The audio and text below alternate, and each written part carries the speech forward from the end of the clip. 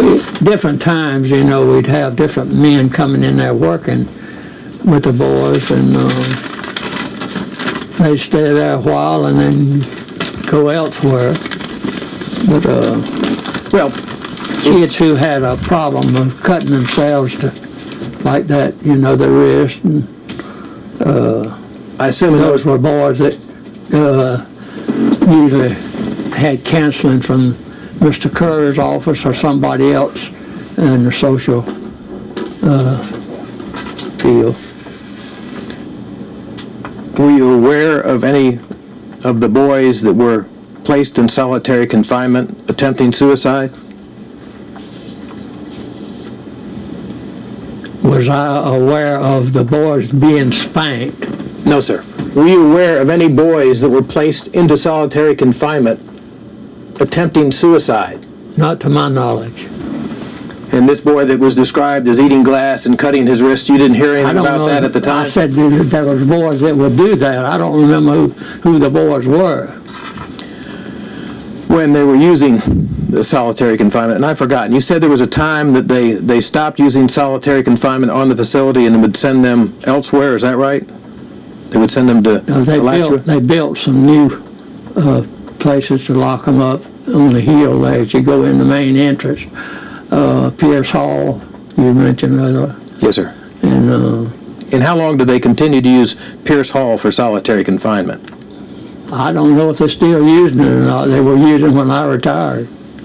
I was 82. Did anybody question whether the use of solitary confinement for young children was inappropriate?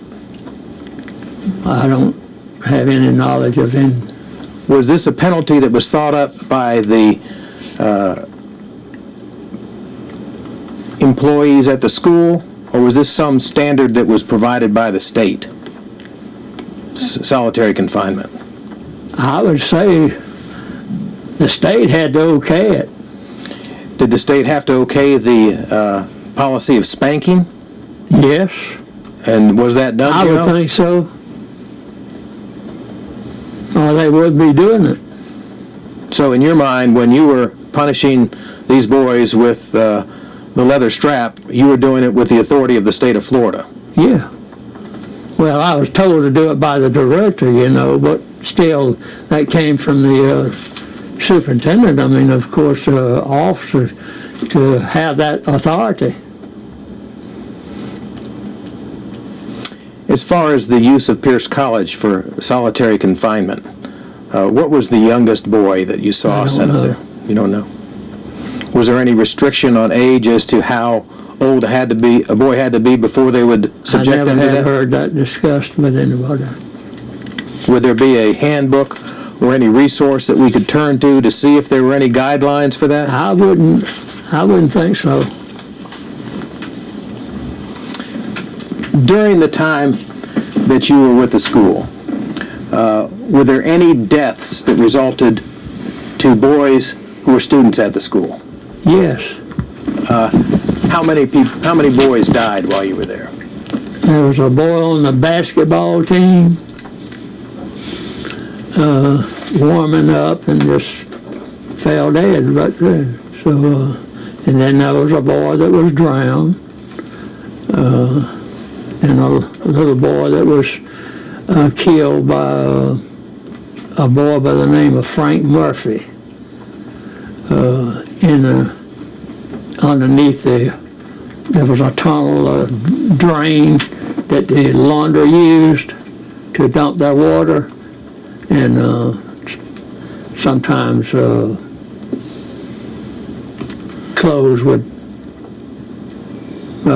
pass through and empty in the water, you know, into the drain, and so Frank Murphy talked this young boy into going down there to check on the clothes that might be down there, but the other things happened. I don't know the details on that, but I know Frank was responsible for his death. And let's see. That's it. That's the only ones I believe I can remember at this time. The little boy on the laundry, and the boy that drowned, and the basketball player. That was 3 I guess. Well, let's start out with the basketball player. As for the basketball player, what caused him to collapse and die? Do you have any idea? I didn't get the report on that. Was he actually involved in a game when this happened? I said he was warming up. Warming up. And the drowning, how did that occur, do you know? Well, they had this cottage of boys swimming. And I can't call the man's name right now, but that was black students. And somehow, well, you know, one end of it is deeper than the other, so evidently somebody failed to get the notices in time of him not coming back up like he did. Okay. So it was in an activity that was done for enjoyment, and the boy drowned. Yeah. Okay. And the other one, you said there was a little boy that was met his death with Frank Murphy. Can you tell me a little more about that? What was going on? How did this boy die? Well, he beat him in the tunnel while they were in the tunnel. And that's all I know, that Frank was responsible for his death. And